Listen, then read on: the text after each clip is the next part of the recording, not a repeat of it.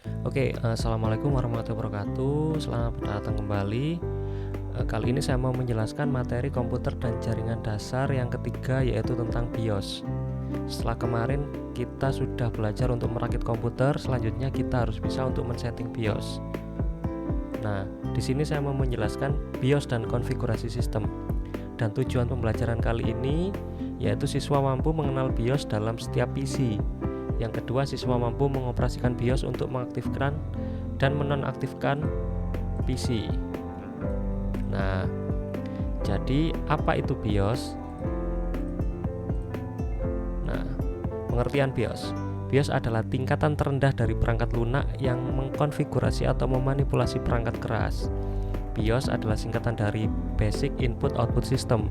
Dalam sistem komputer IBM atau PC atau kompatibelnya komputer yang berbasis keluarga prosesor Intel x86. Jadi ini bukan Apple ya. Merujuk pada kumpulan rutin perangkat lunak yang mampu melakukan hal berikut. Jadi yang pertama yaitu penyalaan serta pengujian terhadap perangkat keras dalam proses yang disebut dengan Power on Self Test atau POS. Yang kedua yaitu memuat dan menjalankan sistem operasi. Yang ketiga yaitu mengatur beberapa konfigurasi dasar dalam komputer seperti tanggal, waktu, konfigurasi media penyimpanan, konfigurasi proses booting, kinerja, serta kestabilan komputer. Kemudian yang terakhir membantu sistem operasi dalam aplikasi dalam proses pengaturan perangkat keras dengan menggunakan BIOS Runtime Service. Jadi BIOS itu adalah sistem operasi sebelum masuk ke Windows ataupun Linux. Jadi kita harus mengatur BIOS dulu. Dalam BIOS terdapat beberapa komponen, yaitu sebagai berikut. Yang pertama, program BIOS Setup yang memungkinkan pengguna untuk mengubah konfigurasi komputer seperti tipe hard disk drive, manajemen daya listrik, kinerja komputer, dan lain-lain sesuai keinginan. BIOS menyembunyikan detail-detail cara pengaksesan perangkat keras yang cukup rumit apabila dilakukan secara langsung. Yang kedua adalah driver untuk perangkat-perangkat keras seperti video adapter itu VGA, perangkat input prosesor, dan beberapa perangkat lainnya untuk sistem operasi dasar. Dalam hal ini adalah keluarga DOS. Yang ketiga yaitu program bootstrapper utama yang memungkinkan komputer dapat melakukan proses booting ke dalam sistem operasi terpasang. Jadi misalnya kita ada beberapa sistem operasi, ada Windows, ada Linux, kemudian ada sistem operasi lain misalnya Android. Dalam 3 hard disk kita bisa mengatur komputer bisa booting dari manapun. Misalnya komputer booting Android dulu, kemudian komputer booting Linux dulu atau Windows dulu dari BIOS tersebut. Nah, BIOS telah lama digunakan dalam industri PC semenjak IBM PC dirilis pada tanggal 21 Agustus 81. Karena BIOS masih berjalan pada modus real atau real mode yang lambat, maka para desainer PC bersepakat untuk mengganti BIOS dengan sistem yang lebih baik, yaitu EFI, Extensible Firmware Interface, yang diturunkan di arsitektur IE64 atau X64 atau Itanium. Rencana hal ini akan direalisasikan pada komputer baru pada tahun 2008. Jadi EFI atau EFI itu adalah BIOS yang terbaru yang memungkinkan kita menggunakan mouse dalam BIOS.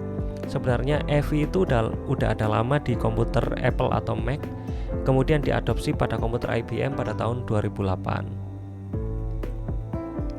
Nah, kemudian Basic Input Output System atau sering disebut BIOS merupakan firmware. Firmware itu adalah software yang ditancapkan dalam chip sebuah mainboard.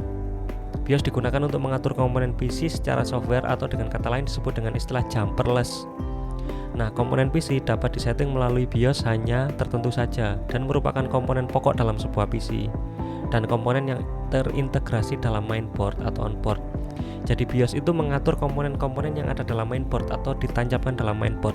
Misalnya kita menancapkan CPU atau prosesor, kita menancapkan RAM, terus kemudian kita menancapkan VGA, itu bisa diatur dalam BIOS.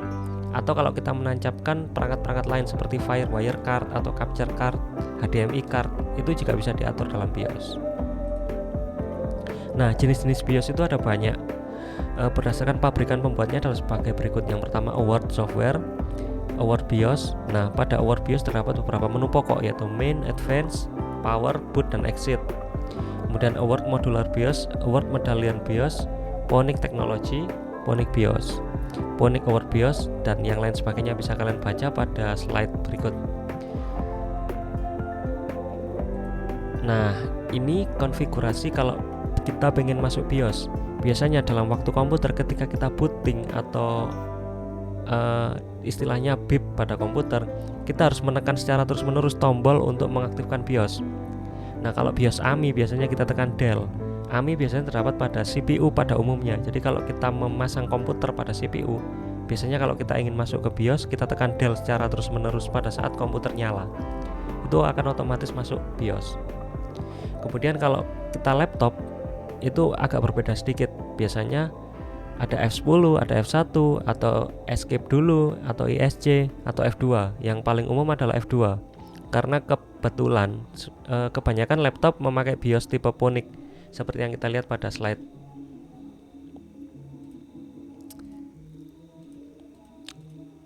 Nah, untuk tes kali ini bisa kalian lihat di Google Drive dan kalian kerjakan tesnya di Google Drive ya. Nah, kemudian konfigurasi BIOS. Yang pertama adalah setting date. Setting date itu tanggal. Dalam utama atau setup layar, Anda dapat melihat tanggal dan waktu dengan menggunakan tombol panah, navigasi tanggal, dan merubah tanggal. Nah, setelah disorot pada bulan, hari, dan tahun, Anda tekan tombol panah atau halaman atas atau bawah. Biasanya setelah kita men-setting tanggal, itu tinggal tekan enter aja, atau ESC untuk kembali setelah kita men-setting tanggal. Jadi yang pertama harus kita lakukan dalam men-setting BIOS yaitu tanggal. Oleh karena itu, untuk menyimpan semua itu, mainboard membutuhkan baterai yang biasanya baterainya sama dengan baterai jam. Kemudian booting. Booting adalah istilah teknologi informasi dalam bahasa Inggris yang mengacu pada proses awal menyalakan komputer di mana semua register prosesor disetting kosong dan status mikroprosesor atau disetting reset. Nah, kebetulan saya mau menjelaskan ini. Jadi booting adalah di mana komputer akan mendeteksi pertama kali itu apa. Misalnya kita mau menginstal Windows, lewat flash disk. Jadi kita harus men-setting komputer harus membaca flash disk pertama kali. Nah, itu kita settingnya di boot. Bootnya pertama kali dia boot atau mendeteksi harus flash disk dulu, baru kemudian hard disknya komputer. Nah, seperti itu.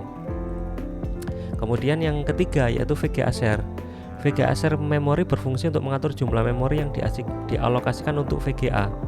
Nah, jumlah memori ini biasanya untuk VGA onboard. VGA onboard itu VGA yang tidak terpasang pada CPU. Misalnya VGA yang terdapat pada mainboard. Nah, itu kita bisa mengatur memorinya sesuai dengan jumlah RAM yang ada pada komputer. Misalnya kalau RAM-nya itu ada 1 GB, kita mengatur VGA-nya jadi 256. Jadi sisanya itu untuk RAM, yang 768, yang 256 itu untuk VGA. Jadi itu bisa dilakukan. Atau 384 MB.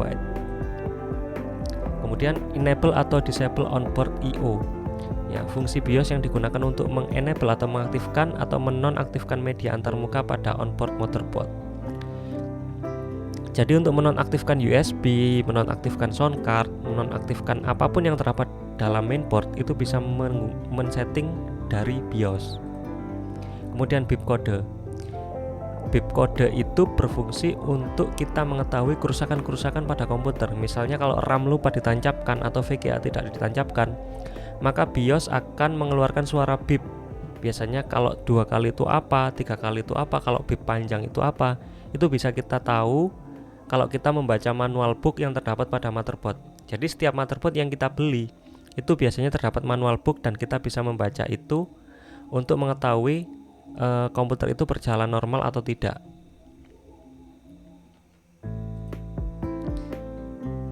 Nah, ini contoh BIP untuk award BIOS. Bisa kalian baca sendiri, nanti saya akan lampirkan materi PowerPoint ini di Google Classroom. Kemudian berikut komponen yang dapat diset melalui BIOS. Yang pertama hard disk, kemudian CD-ROM, floppy disk. Floppy disk zaman dulu ya, kalau sekarang bisa setting USB di flash disknya. Kemudian RAM, prosesor, LAN on board, sound card on board, kemudian VGA on board. Jadi yang disetting di BIOS adalah semua yang ada dalam motherboard. Terus kemudian ini hard disk dan CD-ROM. Untuk komponen hard disk dalam BIOS biasanya mengatur aktif tidaknya sebuah hard disk dan juga menentukan berapa besar kapasitas sebuah hard disk baik secara manual maupun otomatis.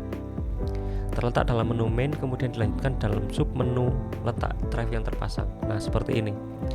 Nah, ini yang atas sendiri yaitu system time, yaitu jam yang terdapat pada BIOS, kemudian system date, yaitu tanggal yang terdapat pada BIOS. Nah, ini ada primary master, primary slave, secondary master, secondary slave. Itu untuk hard disk tipe IDE atau paralel. Biasanya ada seperti itu. Jadi ada primary, ada secondary. Itu untuk hard disknya. Kemudian ada keyboard feeder, language, dan yang lain. Kemudian untuk mengatur hard disk atau CD-ROM, kita masuk ke menu submenu yang terdapat letak hard disk dan CD-ROM terpasang.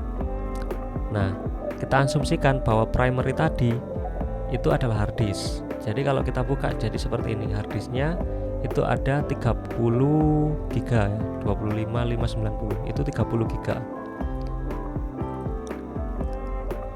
Nah, bisa kalian baca sendiri. Nah, kemudian ini contohnya. Jadi ini primary master, kemudian ini primary slave.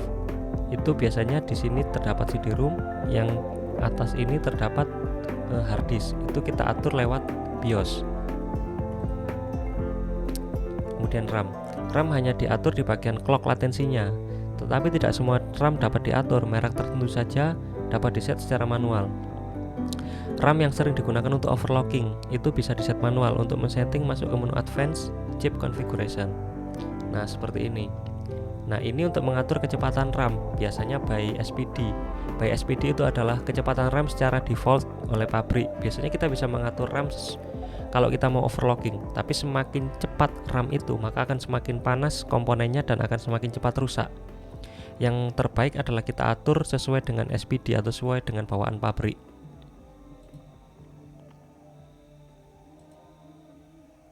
Nah, ini adalah yang selanjutnya adalah prosesor. Ada beberapa cara untuk mengatur kecepatan prosesor sesuai dengan kemampuannya. Untuk setting BIOS, tidak semua prosesor bisa diatur. Hanya prosesor tertentu saja yang dapat diset lewat BIOS. Untuk mengatur variabel-variabel dalam prosesor, masuk ke dalam menu Advanced dan kita bisa lihat nanti pada saat praktek. Nah, jadi ini. Jadi ada menu di atas sendiri namanya CPU speed. Misalnya CPU speednya 950 MHz. Jadi kecepatan prosesor kita adalah 950 MHz, dan itu bisa kita naikkan sesuai dengan kemampuan prosesor kita. Tapi sama saja dengan RAM tadi, semakin kita naikkan, maka komponen prosesor tersebut akan semakin panas, yang menyebabkan semakin cepatnya rusak pada komponen tersebut. Maka sebaiknya kita biarkan saja untuk kecepatan prosesor ini secara default, kecuali kita sudah mengenal yang namanya overclocking.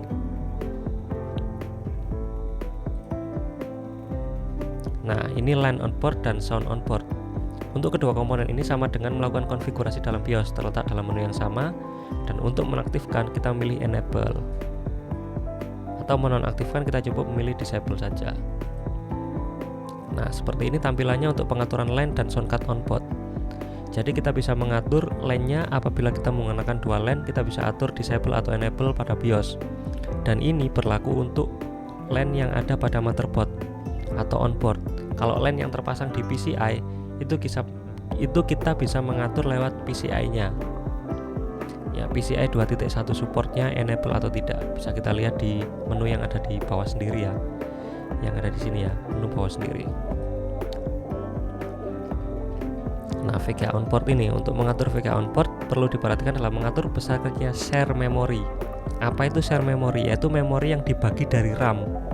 Jadi untuk VGA yang nempel pada motherboard, bukan yang dipasang di PCI Express ya.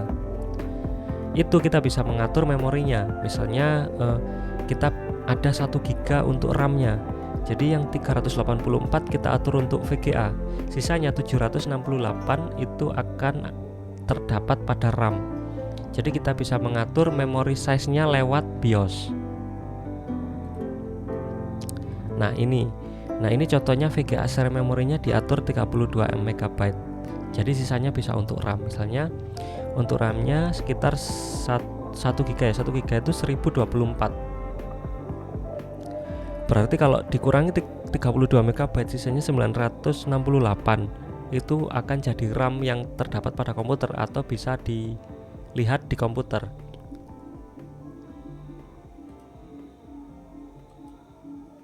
Nah, kalau ini kita ngatur primary VGA BIOS, yaitu VGA mana yang mau dideteksi duluan. Karena kita biasanya kalau dalam komputer rakitan itu ada 2 VGA. Yang pertama VGA yang terdapat di motherboard, yang kedua VGA yang terpasang di PCI Express. Nah, VGA yang terpasang di motherboard bisa kita deteksi duluan. Nah, seperti ini, primary VGA BIOS-nya AGB VGA card. Jadi itu VGA yang terpasang di lewat PCI Express. Kalau kita pasang VGA, jadi ini yang harus kita set ya, AGB VGA card. Tapi kalau onboard, kita pilih onboard. Nah, setelah komponen-komponen tersebut disetting melalui BIOS, kita bisa mencek komponen tersebut lewat device manager. Untuk membuka device manager, cara cepatnya adalah kita start menunya, kita klik kanan, kemudian kita pilih device manager. Saya bisa praktekkan seperti ini ya. Jadi untuk melihat device manager, kita klik kanan start menu, kemudian kita pilih device manager. Nah, di sini kita bisa melihat komponen mana saja yang sudah terinstall dan belum terinstall. Nah, misalnya kalau kita besarkan di sini,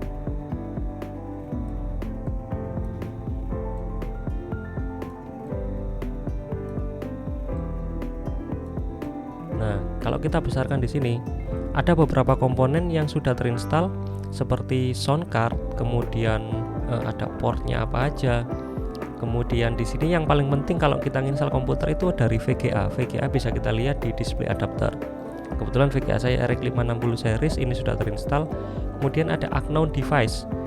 Unknown device ini yang belum terinstall. Kita lihat apa yang belum terinstall. Kita properties, kemudian kita lihat detailnya. Oh, ini yang belum terinstall ACPI. Nah, cara menginstal driver adalah sebagai berikut. Misalnya komputer kita sudah terinstall Windows. Cara menginstal driver yang paling mudah adalah kita klik kanan, kemudian kita klik properties, kita pilih detail, kemudian kita klik hardware ID. Nah, hardware ID-nya kita copy. Oke, kita close dulu. Kemudian kita masuk Google Chrome. Bentar, saya kecilkan dulu.